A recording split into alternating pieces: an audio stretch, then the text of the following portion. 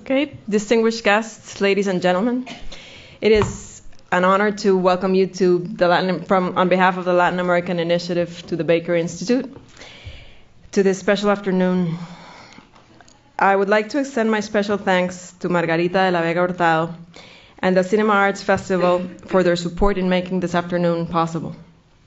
The mission of the Latin American Initiative is to foster a better understanding of the cultures, economies, and histories, as well as contemporary affairs of Latin America.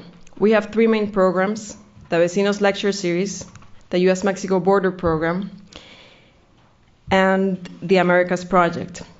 The U.S.-Mexico Border Program in particular analyzes critical issues involving the border region and their implications for both countries. In the last several years, the U.S. media and others have depicted the border between Mexico and the United States as a place of conflict, violence, drugs, and illegal immigration. A couple of weeks ago, a lady who attended one of our events at the Institute came to me and asked what we were doing with all these mojados, or wetbacks, that were coming into the country. She and many among us forget that these mojados have names. They have histories, they have families. For the most part, they are honest, hardworking people who cross the border looking for a better life, looking for jobs that pay in an hour what they would normally make in a day's work back in their hometowns. Like us, they have ambitions, fears, contributions to make, and needs that must be met. In short, they are human. As the late Swiss writer Max Frisch eloquently put it when discussing immigrants in Western Europe, we wanted workers, we got people. Art, true art, that is, helps us acknowledge the personhood of those existing on the margins of society. It helps us bring to light lives otherwise lived in the shadows. It gives faces to the faceless.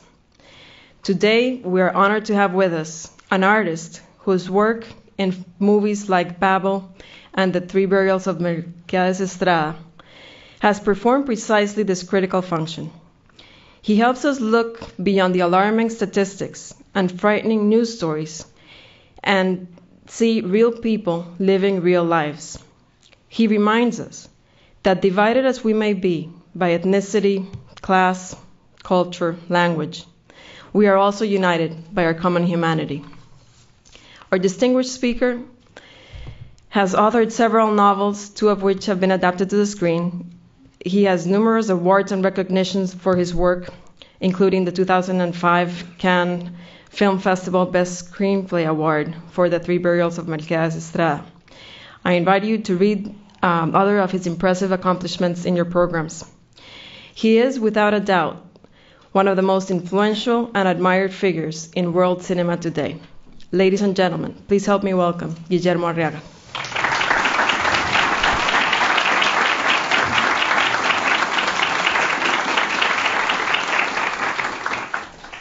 I thought she was talking about someone else. It was so great. And thank you very much for the James Baker Institute for Public Policy for the Latin America Initiative. Erika, Lisa, Margarita, thank you very much. And thank you, all of you. I think it's a very tough time to listen to someone. 3 o'clock, we want a siesta, but as you guessed by my accent, I am Mexican, very Mexican. I prepared a very academic presentation, but guess what? Erika told me, throw it. We are tired of academic points of view.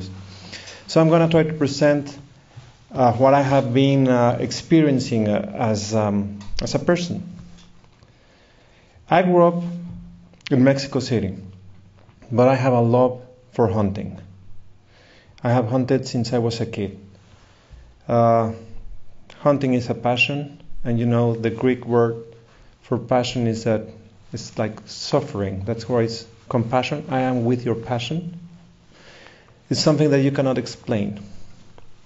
I saw just a painting of Mr. Baker as a hunter, so maybe many of you know what it means to hunt. But in Mexico, to hunt, you have to go to the north of the country. So since the age of 12, I have been very close, not only to the border, but also to the people that live in the border. And since I am not a rich man, I wasn't able to pay the huge amounts needed to go hunt. So the best way to hunt was to be a friend of the poor farmers or the poor ranchers. So I have a lot of friends among the Mexican border since many, many years ago. And I remember when I first crossed the first time I crossed the border walking was in Tijuana. I was 8 years old, and we were going to Disneyland. Then with my mom and dad, we crossed in a car. But when I was 12, I crossed walking the bridge of the river. And I remember that I put one foot in the States and one foot in Mexico. And I was amazed, like, this is Mexico, this is the States. Amazed by it. And that was around the 70s, 1970 to be exact. And right now, everything has changed a lot. When I went for the first time in Eagle Pass, most of the business were what we call pop and mom pharmacies, pop and mom restaurants. Everything was owned by private businessmen and businesswomen.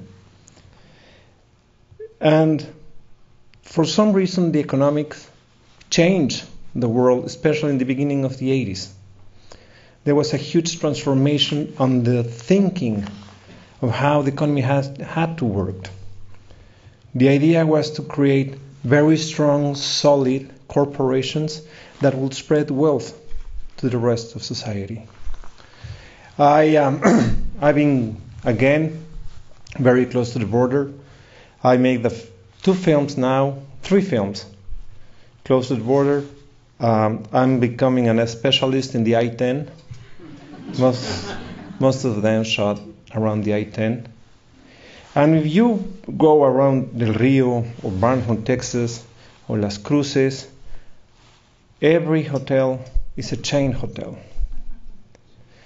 The pharmacies, CVS, Walgreens, Ralph's, the restaurants, Outback, every one of them. The smallest town I went to, New Mexico, has a street that is called Walmart. Not a Walmart. They have a street that is called Walmart. This changed. Things have changed. These people who used to own business now work as employees for this business. What I'm talking about is because this economy also hit Mexico and changed things. I've been close to farmers, among them people who I consider among my best friends, illiterate farmers called Los Estrada brothers. Melquiades Estrada, whose name I pay a homage in the movie I wrote called The Three Burials of Melquiades Estrada. He's a living person. He exists. He's an illegal alien in some part of the United States. I'm not going to say where because he's going to be he's going to be caught and then I'm going to be responsible for it. Lucio Estrada, who stayed there, and Pedro Estrada. And this is people who really loved the place they were. They were very much in love with they grew up in a place called Ciudad Mante.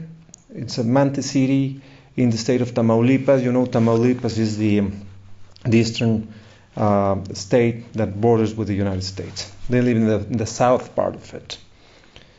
You have to travel like 60 kilometers of those roads to get where they are. And they were very happy there. I know it seems there many years ago, but the economy changed. Something happened in the fields and the agricultural business in Mexico that they weren't able to make a living of what they used to live.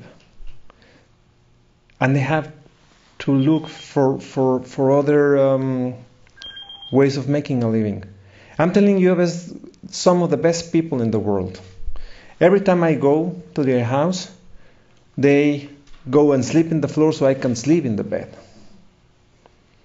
This is people who sometimes they say, we have tortillas tacos with the oil where one day we fried meat. So we keep the oil so we can have the taste of meat. Really, they have very little money, but there was nothing else to do. The economy expelled many people from Mexico. I don't know if the institute has an account of how many Mexicans crossed the border from the 80s on, but it's a lot. Among them, my friends. And I know that many Americans are frightened by it. And it's absolutely understandable that people are frightened. I'm sure that Mexicans will be absolutely frightened if millions of people from Haiti, for example, with a different language and a different ethnic background will come to our country. I cannot imagine people that have been living for 200 years in Virginia suddenly be surrounded by people you cannot talk to them because they don't speak the language. But also, the first world countries, among them the United States, pushed very strongly to open the borders to the markets. If you open the borders to products, it's innocent to think that you are not opening the borders to people. It's a fact. If England colonizes India and Pakistan, you have to expect that these Indians and Pakistanis will go to England. We cannot judge right now if it's right or not to have Walmart. We cannot judge if it's right or wrong to have illegal immigration. It's a fact. It happens. But while it happens, many human beings are trapped in this thing. Among them, my friends, the Estrada family. Melquiades, who didn't even know how to write and read in English, in Spanish, had to come to a place where he doesn't speak the language. Absolutely frightened. If the people is frightened in the American communities in the States, the Mexicans that arrive as frightened as they are. It's terrible to see both communities frightened one to the other. People frightened from the one who is different from me. And when Melquiades left, his wife was pregnant. He met his daughter when she was 9 years old. I don't know if anyone here is a father or a mother, but imagine losing 9 years of your child. And there's something we never take in account: jealousy. These guys come to the United States, work 16 hours a day, sending money to a woman that maybe is cheating on them with their money.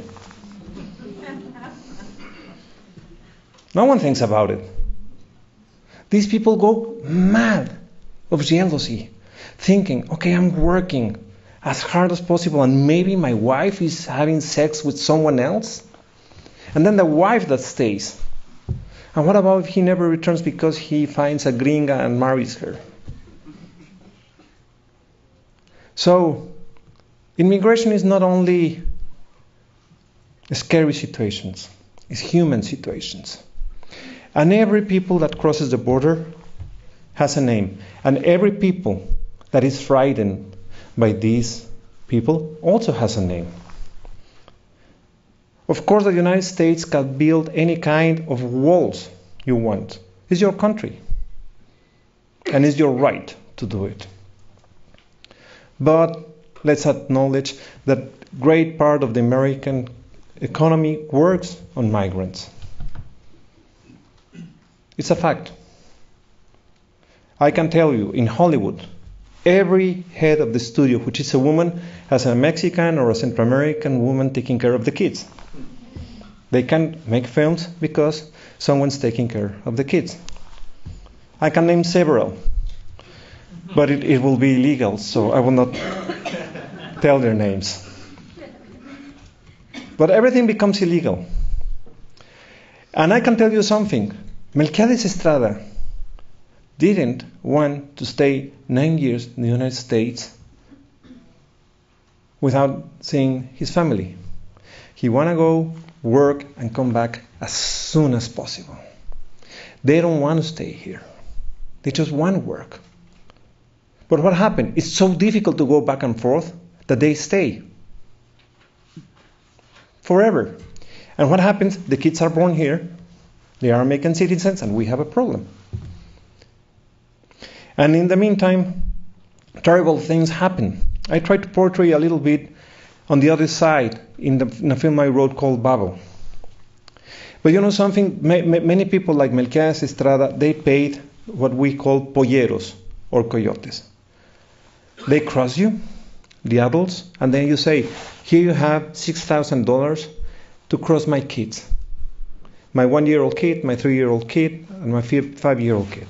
Perfect. So they cross the border, they are hiding the kids, suddenly the border patrol comes in, the coyote, what does the coyote and the adults do? They run away.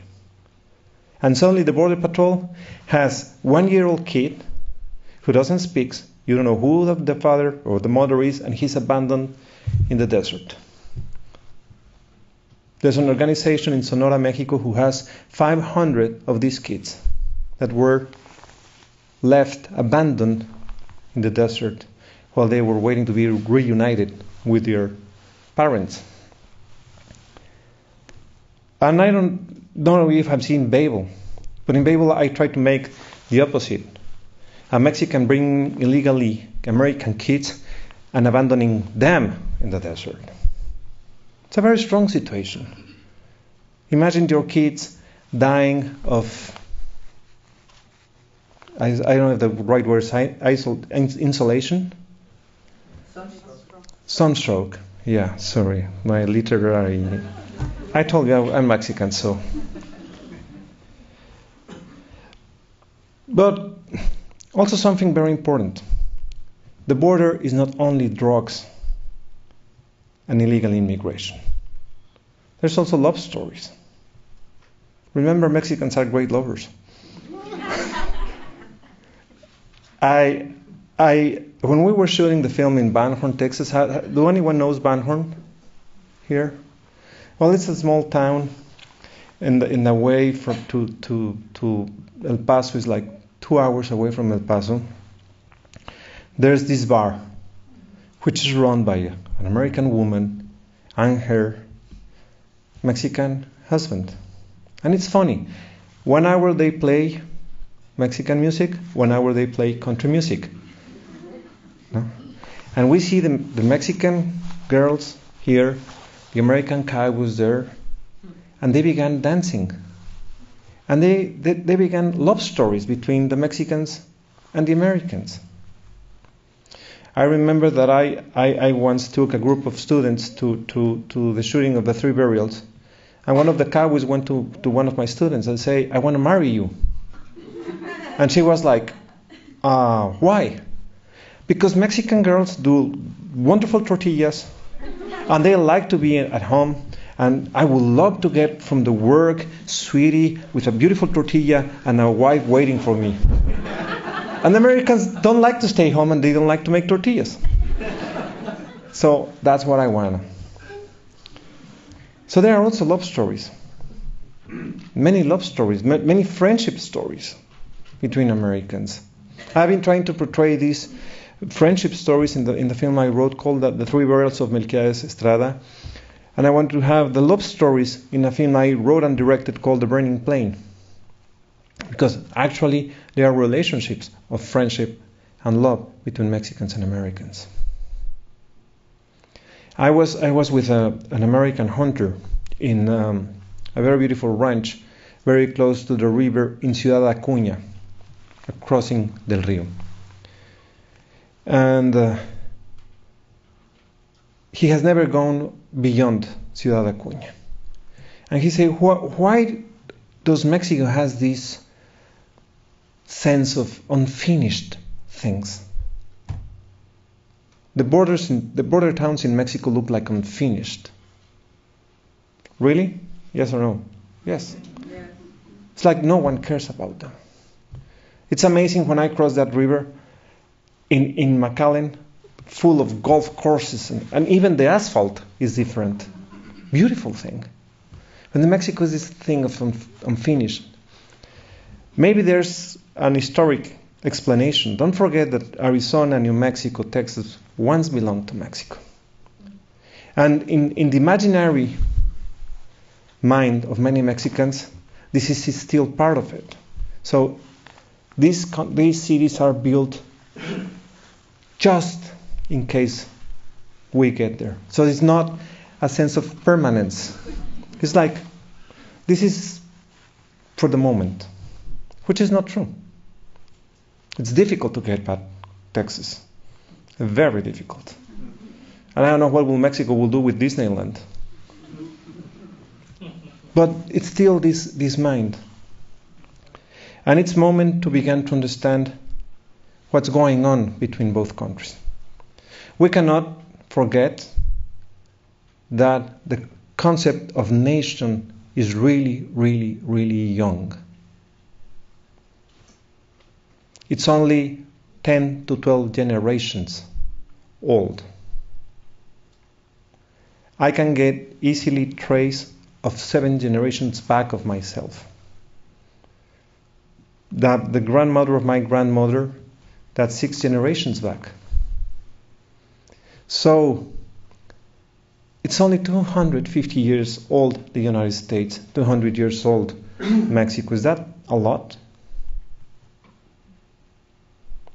Even Italy and Spain and England are very young nations. A nation, the concept of nation is just imagining a group of people imagining a territory, an ideology, a concept. But it's nothing real. Right now, the question of nation has been questioned by race. I don't know if you are you know about football, soccer. But in 1998, the French won the World Cup. But there was not a single French last name in the French team. And there's this politician called Le Pen who say, who these Arabs and blacks doing representing my country? Zinedine Zidane, the French star, is he French or not? He is French. Of course he's French. Okay, you like football? Mark Sanchez and Tony Romo, are they American or not? Tell me. Of course they are, without any doubt. Today, I have a beautiful chat with a guy who is now my friend in the immigration, Francisco Garcia. Francisco Garcia. He is a border patrol officer. Is he American? Yes or no? Of course he is. He's representing the United States to Mexicans like me. So, what makes a country? A race? This imaginary thing? a religion, a concept. And this has been challenged by globalization. And we have to understand globalization in order to understand the new concept of nation. We cannot be like, this is my nation, because it is not. Especially here in the United States, which is, for me, the most generous country in the world. It has given me work without questioning my background, my ethnicity, nothing. They gave me work and they respect me. And I am profoundly and deeply thankful to the United States for that. But the United States has been formed by many groups. This is a country formed by immigrants. Polish, French, Germans, Jews, Muslims, Mexicans, blacks. Where is the concept nation comes from? And this takes another point of view in the border. What does a border mean? Is that a real border or not? How are we going to understand the border in this new globalization?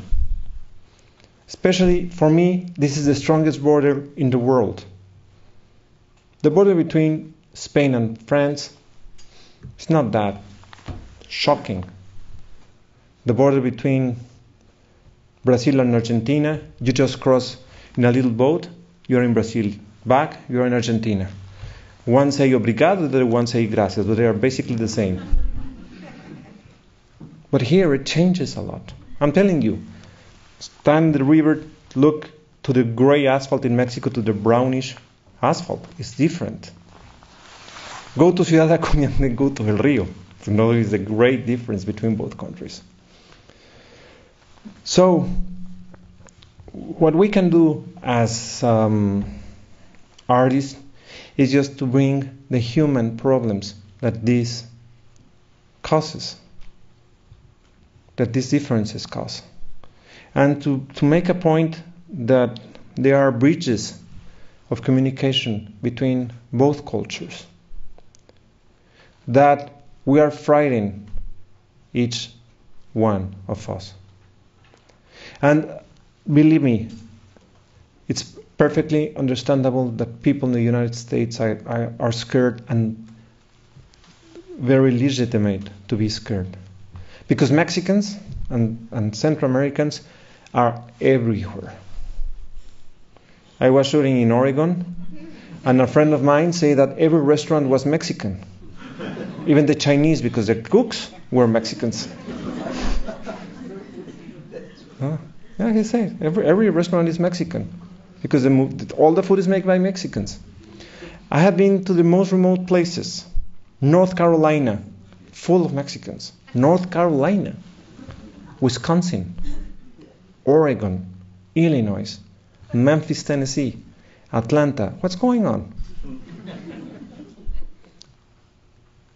So I personally think that it's time to sit down and say, okay, what are the economic needs of the United States? What are the economic needs of Mexico? We need this amount of workers. We are able to give this amount of workers. Okay, send us here for 6 months and take them back. Perfect. And people who live in Wisconsin and Memphis, they will come back and stop being jealous. And they want to see their kids grow up. It's a reality. No wall is going to stop it. I know immigrants, really, and this is a fact, they cross by helicopter. Helicopter. Really. It costs you a little bit more. Not very much, like $1,000 more, but you cross in a helicopter. You just go down and run like hell, because yeah, but this is the way it works.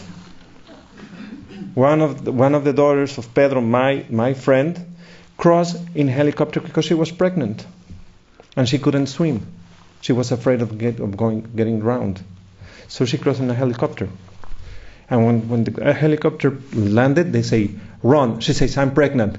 Okay, you're going to be in jail, or you want to run? No, I want to run. So she ran. So That's my perspective on immigration. That's my perspective in love. We must have more love affairs, and we can have kids like Mark Sanchez, who plays very good football, or Tony Romo, who also plays very good football. Well, one doesn't play in Texas. I'm sorry, but the guy who plays in Texas, he's good. And then we have the problems of drugs. Huge problem. Huge problem. And someone can question why the state has to control what I put inside my body. Parents can say the state has to control it because maybe my son, who's 12, will put something strange in his body. So there are these two positions. Who is the state to tell me what to put in my body? And the state has to control what people put inside your body because, first of all, they can stop working.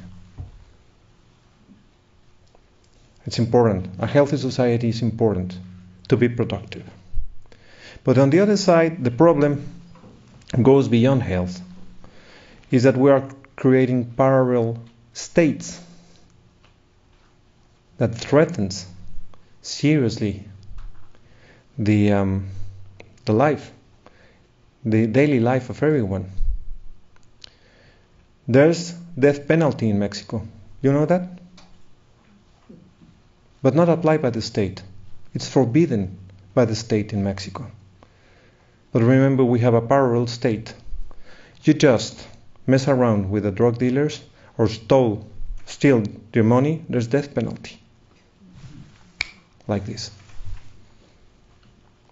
And right now the United States has been able to take the violence, to expel the violence of the drug business to Mexico or other countries.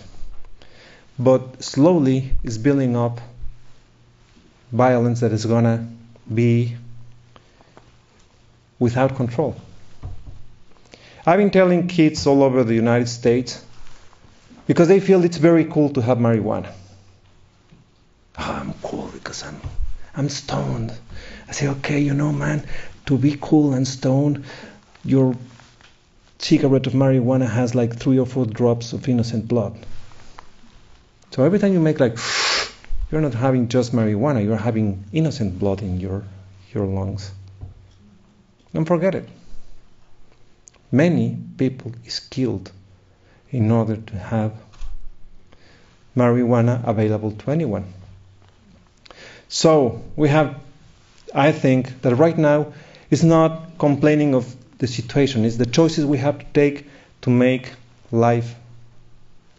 The choice is, or we are really tough with any kid that smokes marijuana.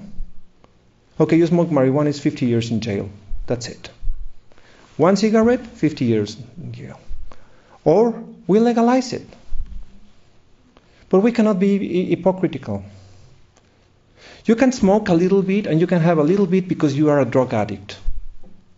So, what are we fighting? It's like the Mexican immigration, the Central American immigration.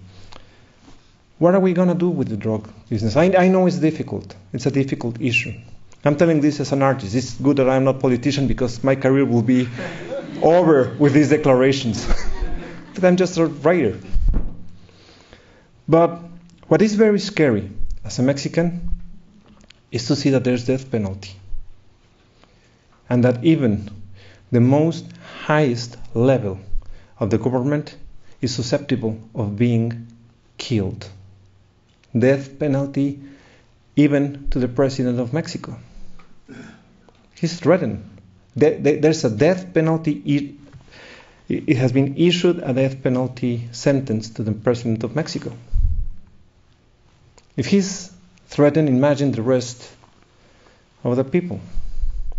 And how you can keep an imaginary concept of nation when you have people who is threatening that imaginary that concept. What's more dangerous? What's more dangerous right now for our countries?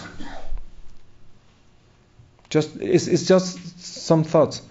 To have kids that are stoned and not going to jobs or blah blah, or to have a group that is threatening the existence of the state. And I'm telling you, right now, the United States has been able to stop it, the violence. But for how long? What is going to happen when this violence comes to the United States? When the kidnapping, the decapitations, the executions, the death threats to the president begin. Then we will think of legalization of the drugs. What are going to be the steps to it? And this is something that concerns daily life. And for an artist, daily life is what worries us. Unfortunately, a friend of my son was 14-year-old kid, was kidnapped for 1 month, and even they paid a ransom. He was tortured and assassinated. What do you tell your kid about it? How can you tell, yes, we can, we have hope? In a country, by the way, we invented it for the Mexican football team. Until this moment, we can't. Yes, we can. It's a motto for the Mexican football team. But how do you tell your kids about hope if this happens? And we must not forget that 1 pound of cocaine costs 7 times more the moment it crosses the border. Who's making the profit? So this is something that has to be seriously addressed by politicians and not be scared about touching these things. What happens with democracy, I don't know here, but in Mexico is people don't agree because of the votes. It's amazing. They are 6 years in government and they don't apply measures because they want to win the next election. Politicians have this thing of winning elections instead of doing something for the country. And they say, we're not going to take the blame of these political decisions because we can lose the election. So you never take the blame. No one takes the blame. That's happening in Mexico right now. So, well, I'm happy I'm not a politician, I repeat, because my career has been over. Now I'm going to tell a beautiful story I always like to tell. Has nothing to do, but it's very beautiful.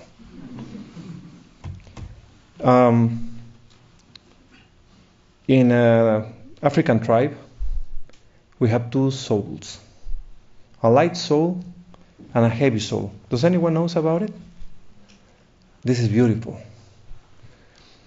So, we have a light soul and a heavy soul. When we faint, it's our heavy soul that for a moment get out of our body and then come back. When we sleep and we dream, the light soul is going around. When we go mad, crazy, it's because our light soul went away and never came back. When we are going to die is when the heavy soul leaves the body. But before that, 3 years before that, the light soul goes out to see which is the way to death. And he goes to 2 places to know where death is. He goes to the gobo tree. The gobo tree, do you know the gobo tree? These beautiful trees in the African plains. For this tribe was the first tree of the creation. So the light soul climbs and sees around and says, okay, there's death in that direction.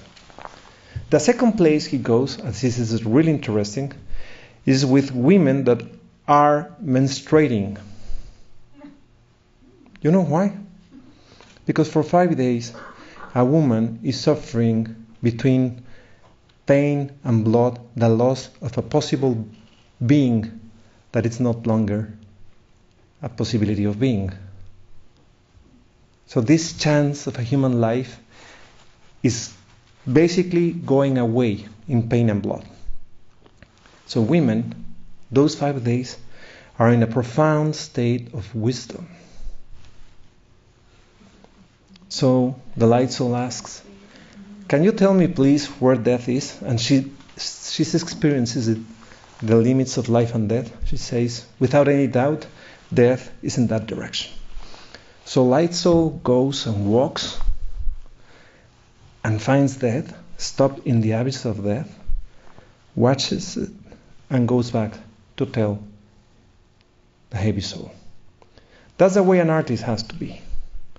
Walk to the abyss of things that no one has seen before and go back to tell them, the rest of the people, what they have seen. So next time, ladies, someone complains about your 5 days, you just say, I'm in profound state of wisdom. So don't mess around with me, I will tell you where the way to death is. It's a beautiful story, isn't it? I have another wonderful story. The word mamila natapei. Does anyone know this word? I always tell it every time I speak in public, but they are so beautiful concepts that I love them. Mamila natapei. This is especially good for young people. Guess the meaning. If you know it, don't say, I know it. Just guess the meaning who doesn't know it. It's a beautiful word. Mamil anatapei. Any?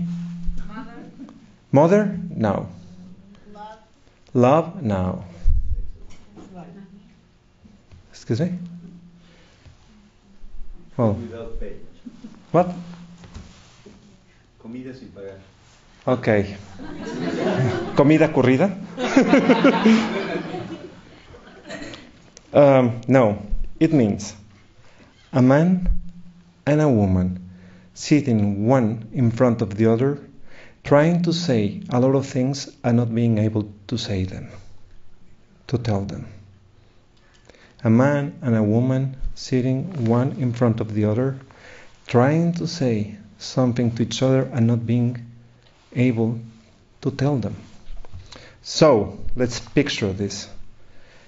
A guy who has in front of him the woman of his life, and the woman who has the man of his life in front of him.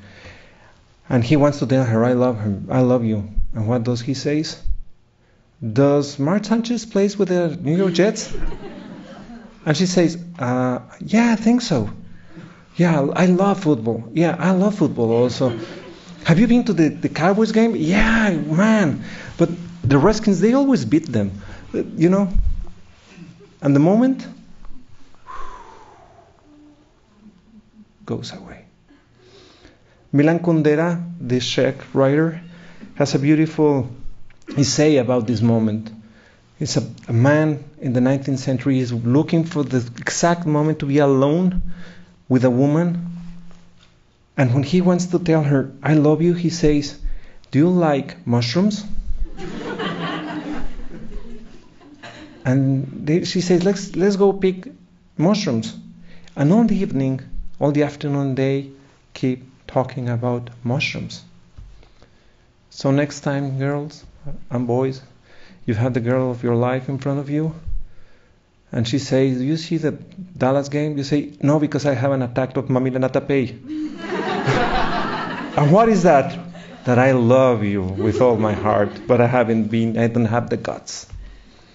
Because what art many times shows us is that sometimes the skins we don't caress stay in our fingertips the rest of our lives. And sometimes we are too young to understand it. I fortunately stole the woman of my life who's sitting here, so my fingertips are not burning. But I know people whose fingertips are burning, or whose fist still hurts because they weren't brave enough to beat the guy they have to beat. Or even more sad, when people see their hands and say, I did nothing with them. My hands were moving and I can build something. I could have built something with them and I didn't build nothing. My hands become the hands of the corpse even before I died. I have been a teacher for 30 years and I have seen students that I want to be a film director. Yeah, I have the passion. But first I'm gonna sell some cars to make some money. And 30 years later, you see them sad, like skeletons, living corpses.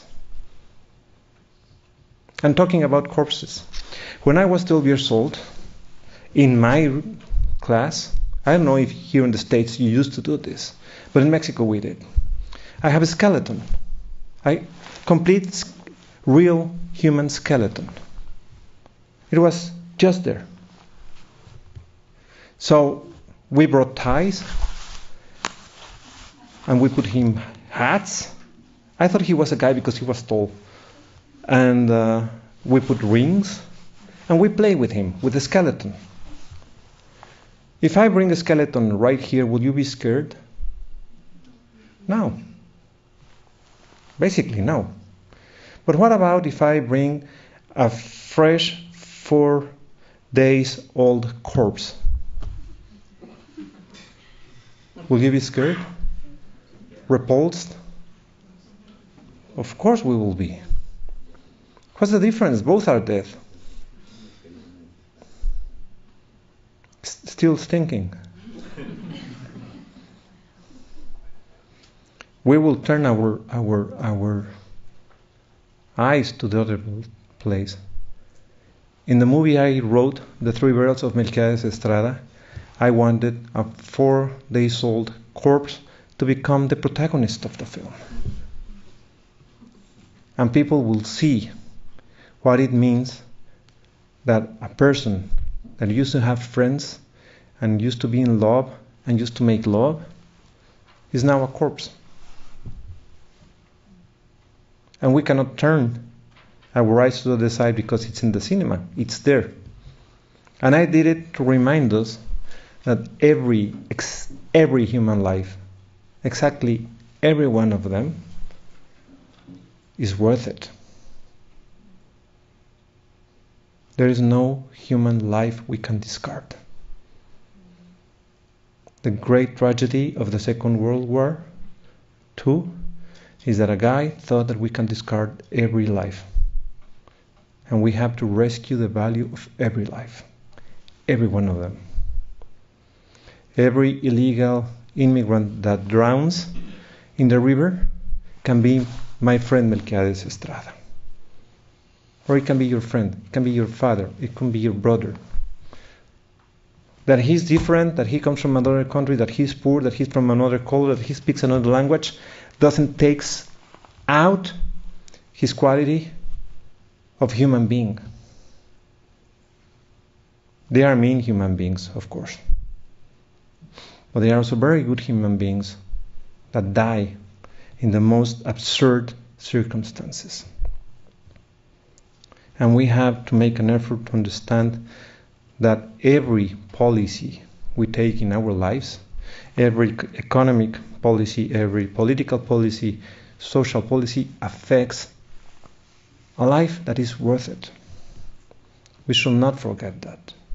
And this is my task as a writer, as a director. Any question? No, I'm not going to run for president, don't worry. Any question, commentary? Politicians, in a way, they're immune to your story, the story that you guys write. That, I mean, we could sit here and listen to your stories and be emotionally touched by them. It seems to me that politicians aren't. Well, politicians are not a block of mean people trying to make money. As Hollywood is not a block of people that are just trying to make bad films. In Hollywood, there's people who want to make good films. And in politics, there are politicians who want to make good things.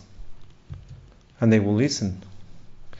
And you know, art can never give answers, but it can raise questions. If art raises questions, then there's a chance for answers. And if you raise a question in one individual, there's a chance that question can give some answers. I hope that Obama will see my films and raise a lot of questions in him. Or whoever. You never know. You never know. In the 50s, in France, there was this this thing called the anti-nouvelle, because they say that the novels and fiction were just a bourgeois entertainment, and that it was gonna die because I say it well, bourgeoisie, how you call it? Bourgeoisie. Excusez-moi, mademoiselle. Bourgeoisie. Well, I say it in Spanish, which is easier for me, la burguesía. It was a bourgeois entertainment. But now in Brazil, which is a very surprising continent, I say continent because it's huge, I received a letter from a prison in Brazil. The bookkeeper from the library in the prison, in the jungle of Brazil, a remote jungle, told me that my book, one of my novels, was the favorite among the inmates. But there was only one book. And he said, maybe you don't know this, but books for us is a way of being free. It's a way of understanding that out of this prison we can be someone else. Then, in a literary festival in a beautiful city called Parachi, between Sao Paulo and Rio, I found a young black guy, 21 years old, who asked for my autograph. And I say, why you want my autograph? He wanted me to sign 3 books. It's because I have libraries in the favelas. You know what favelas is? These very poor, well. And he said, I am promoting libraries because if a kid reads a book, he will understand that there's a world beyond poverty and violence. So I personally think, this 20-year-old guy say, that the more libraries there are in the favelas, the more free the kids are going to be. Wasn't novels a bourgeois entertainment? So why prisoners and people in favelas are so concerned, and this guy comes from the favela, are so concerned with reading, and why reading becomes so important? We sometimes forget the importance of reading, of what can it mean to someone. So maybe the book will not touch the heart of a politician, but maybe will touch the heart of a prisoner, or will touch the heart of a kid in a favela, and that's enough for a writer. Yes? Speaking about immigration, what do you think about Lou Dobbs resigning from CNN?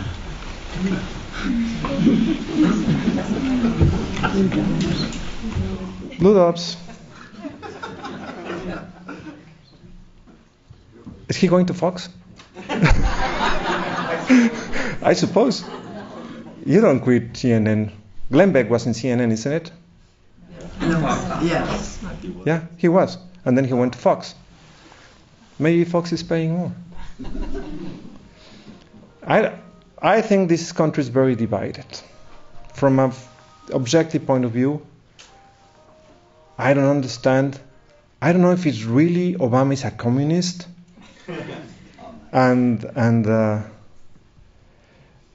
or not. I listen to Glenn Beck and I say, man, the Russians took power. So I don't know why it's so divided. I don't know where's the middle point between these things. The other day, by the way, I was in New York with Latin American writers, and we were in this suburban who was taking us to one event like this. And I told the driver what was his political preference, and he said, I love Bush. And why you love Bush? Because he's kicking ass with those Arabs.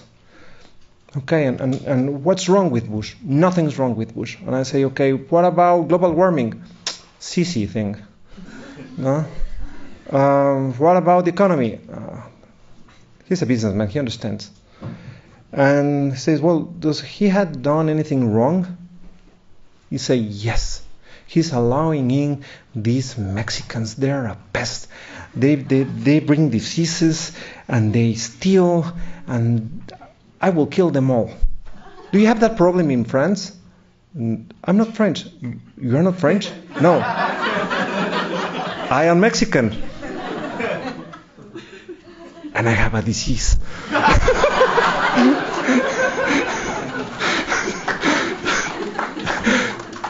So, yeah. Thanks for touching on so many fun issues today. It's been nice listening to some of your philosophies.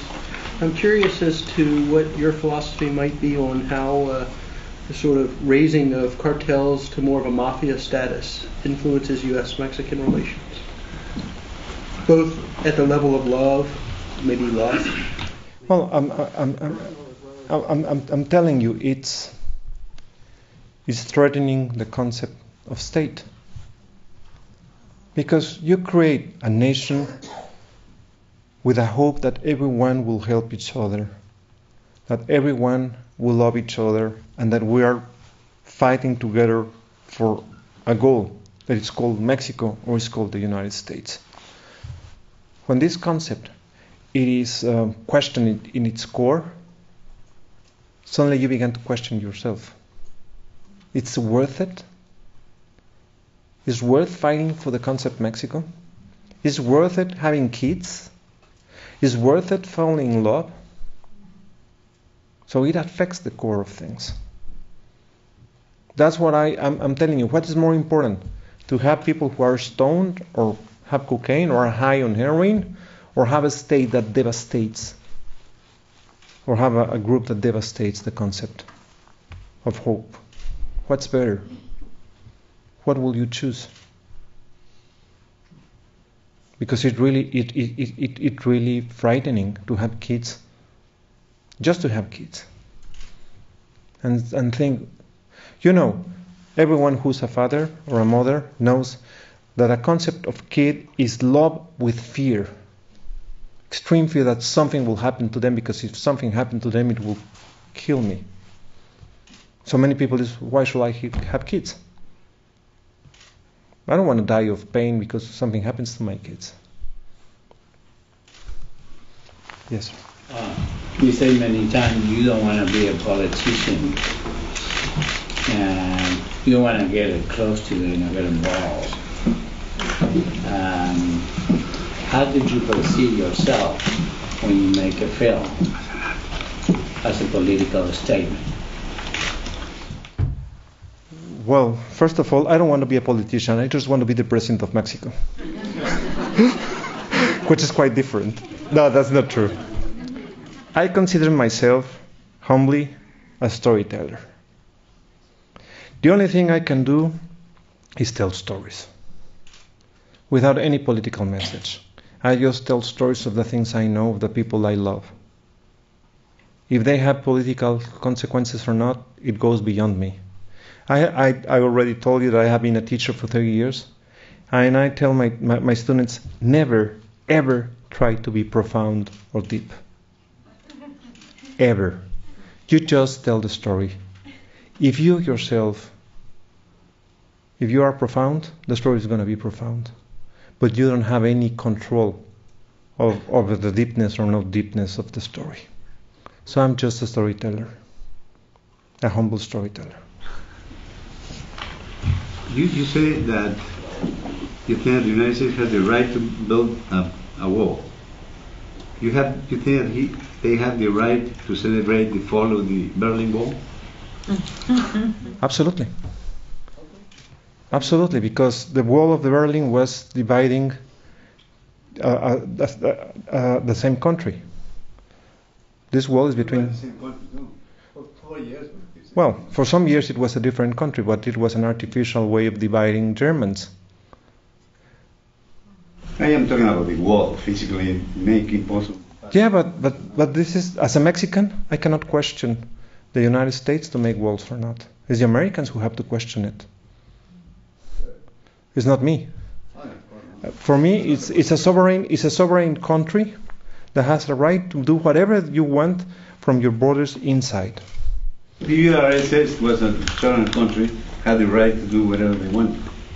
Yes, it's a sovereign country. They can do. But I'm repeating, you cannot be innocent and thinking that wall is going to stop anything. But yeah, Americans have the right. No, I'm talking about celebrating. Celebrating. Both things have the right. Well, yes. They're free countries. But Yeah, celebrating. maybe then we can celebrate the turning down of the other wall. We have two celebrations. One 20 years ago and the one who we will expect to be done. Throughout the history of Mexico, there have been different struggles that we have gone through. I say this we because I'm obviously Mexican. Well, I just wanted to know, like, what do you think the approach to this new struggle on drugs in the beginning of this century, which seems to be a recurring theme, if you compare it to 1810, the revolution, and 1910, which was another struggle for Mexico, and it seems like it's a recurring theme in the beginning of each of these three centuries. So what do you think are some ways that we can tackle this new problem that we have, which is the drug violence and everything that's being we're seeing now in Mexico? I already say this. We have to confront what is going on and take decisions, choices. Either we really prohibit drugs or we allow them, but we cannot be in between, I think. Because the reason there are drug cartels is because there's consumers, a lot of them. So what do we have to attack? The production or the consumption? No consumers, no production.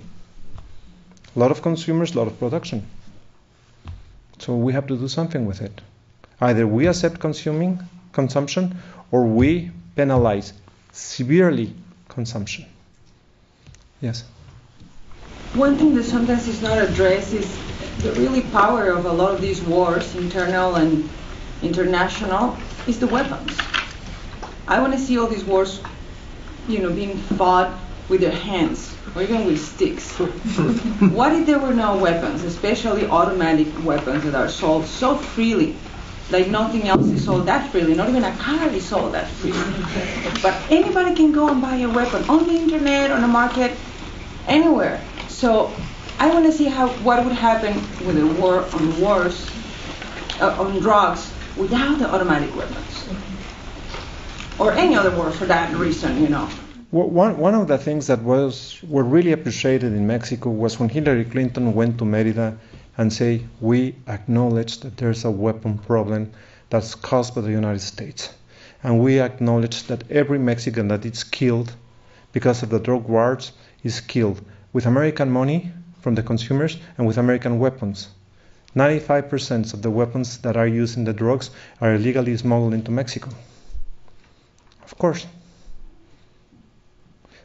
But there's the Constitution of the United States allows the use of guns, and it will be anti-constitutional, the use of guns. So what is better, to fight the Constitution or to take out the business? The business is making drugs legal. I repeat. Or fighting them, change the Constitution. Every student that says, oh, I'm cool, I smoke drugs, you go 70 years to jail, my friend. I'm 18. Yes, you're going to be 99 when you get out. Yes, because it's hypocritical.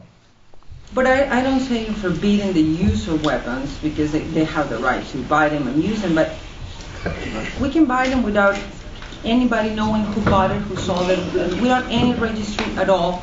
Anybody can do it. We cannot buy a car like that. We cannot buy prescription medications like that. Anywhere you go here, you have to write down your number, your social security number, your address, your phone, your email. But you can buy a weapon without any information. And you need a permit? Not necessarily. Not here, no. Not necessarily. You can buy them on the internet. You can buy them you can buy them on places where they sell cameras.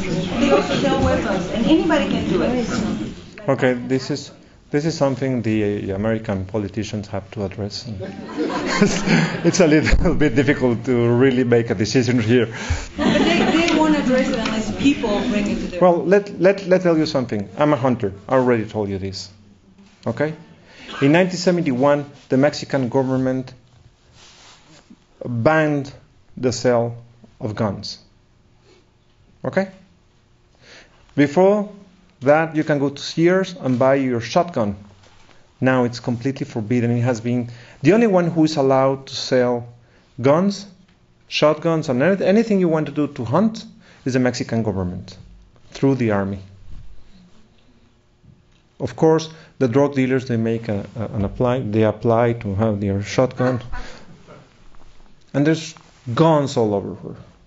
So registration and being tough on guns doesn't really makes a difference. At least in Mexico, hasn't been a difference. Just wanted to maybe drift the conversation something more romantic, but I love you. You have a Mamila that pay moment with me. I'm married. Here's my wife. Come on, man.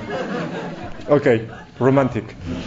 In college, I took a course on Latin American art, and we discussed the concept of Aztlán, and I was just wondering, it seems to be a pretty pervasive idea, especially in Three Barrios. I was just wondering, as far as immigration and everything sort of has an undertone of that concept. I was wondering what your take on it.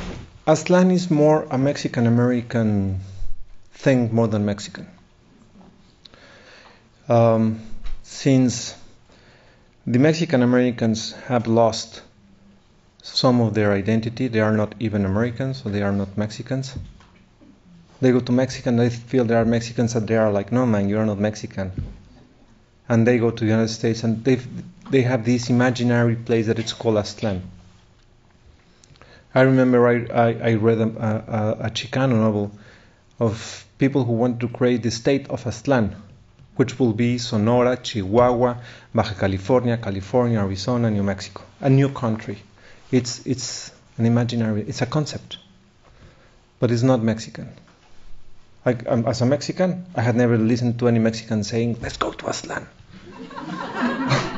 To Mexican Americans, I have heard it a lot. But never in my life. Have you ever heard about it? Aztlán? Let's go and conquer Aztlán? No. The way Maciades talks about his hometown, and it's almost like it's this endless imaginary place.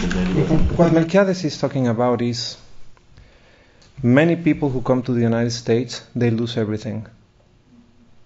Family, so many of them, they invent a life they don't really have. And they not even invent, they boast a life they don't have. More than Aztlán. Yes, ma'am. It's good that you have a lot of stories to tell, and I was wondering what one you pick up to do your films or your scripts. In what moment you feel that one is the story you want to develop and you want to work hard on? Sorry for my English. No, sorry for mine. Sorry for my English.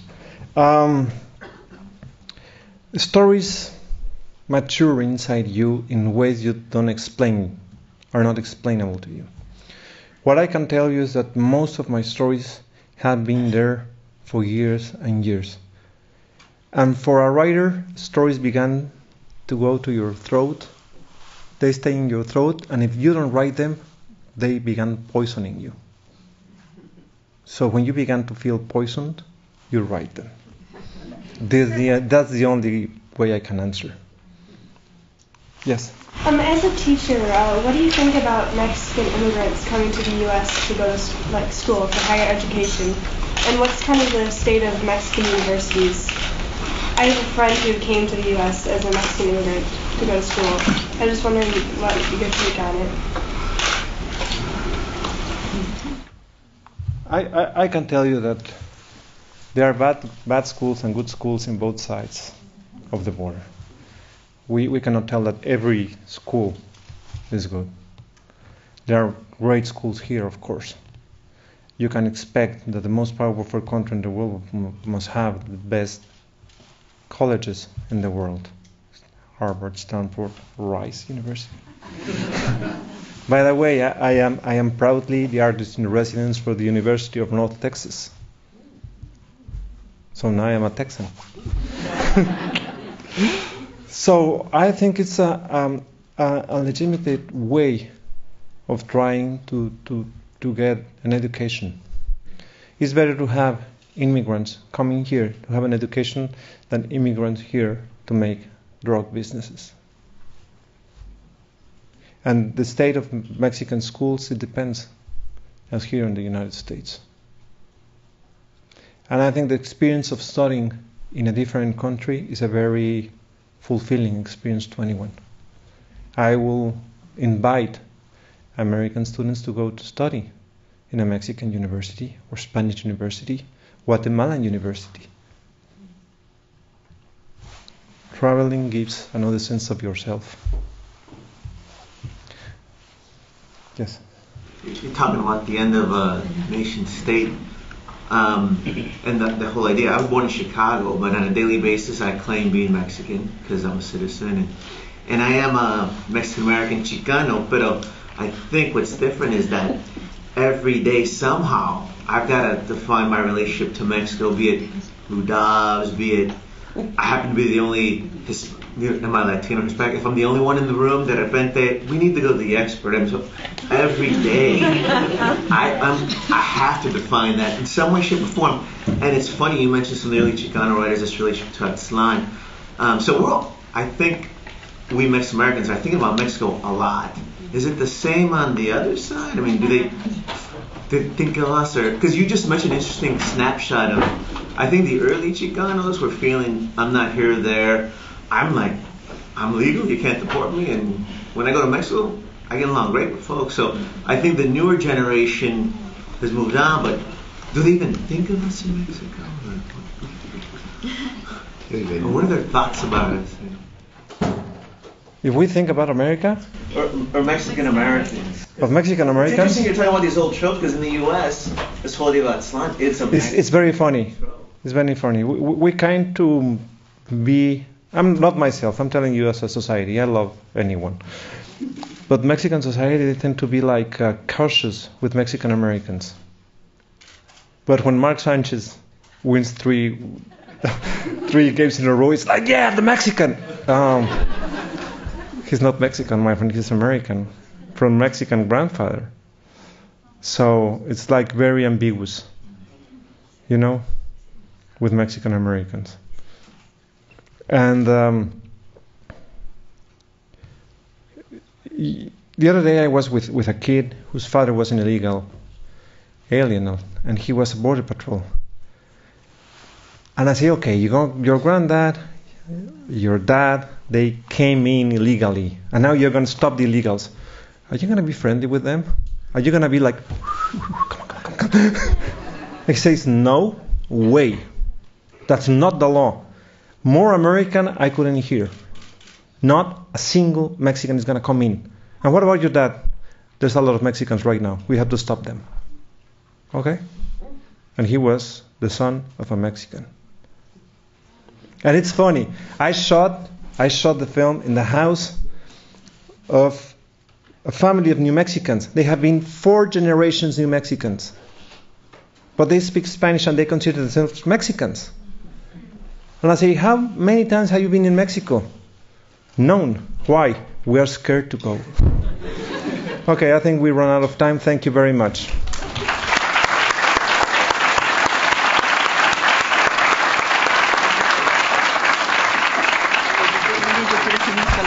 Okay. Yeah, thank you very much for all this wonderful sharing of ideas, Guillermo. Just two short announcements. One is that we have next, because the drug issue came out quite a bit, next Thursday at 6 o'clock we have a panel on drugs and whether legalizing marijuana would be helpful. So we have somebody from the DEA as well as an activist and an academic talking about it, just for you if you're interested. And Margarita wants to discuss something very briefly about the cinema arts. Good afternoon. We're really happy to see you here, and we're very proud that one of the centerpieces of our Cinema Arts Festival is the visit by Guillermo Arriaga and the showing of several of his films. Tonight, we'll show Amores Perros at Angelica at 9:45. And so it's a late evening, but it's very good, and Guillermo will introduce it. And then tomorrow at 3 o'clock, we have a panel at the Alabama Theater. The Alabama are our headquarters, and there you can see other things like the H-Box, which has international video pieces, and an exhibit of prints by Holly Fisher. And then tomorrow night, Guillermo will present at the Museum of Fine Arts The Three Burials of Melquiades Estrada, a film that I think never got the kind of release it should have had in the United States after earning many international prizes. We'll have other films throughout the weekend, free shows. I'm sorry we don't have programs here, but we'll end up with a beautiful showing of a classic film of ballet called The Red Shoes that will be introduced by Tilda Swinton, and there will be dancers from the Houston Ballet Company at Diversity Green Park. And that's a free event at 6 p.m. on Sunday at dusk. But please check out both in the newspapers and on the web, Cinema Arts Society. We have 39 shows for these 4 days, and we're very proud. This is the first festival, Cinema Arts, that Houston deserves and should have. Thank you for coming. Just one thing, an announcement. You're gonna run for president. Today I decided, the film I wrote and directed, The Burning Plain, the one about love stories between Mexicans and Americans, is with Charlize Theron and Kim Basinger, 2 Academy Award winners, ugly women, both of them. It's gonna open next week in Houston. And these kind of films, like mine, only survive if each one of you bring 30 people with you. It's the only way it can work. So I expect your 30 people of each one of you, okay? Thank you.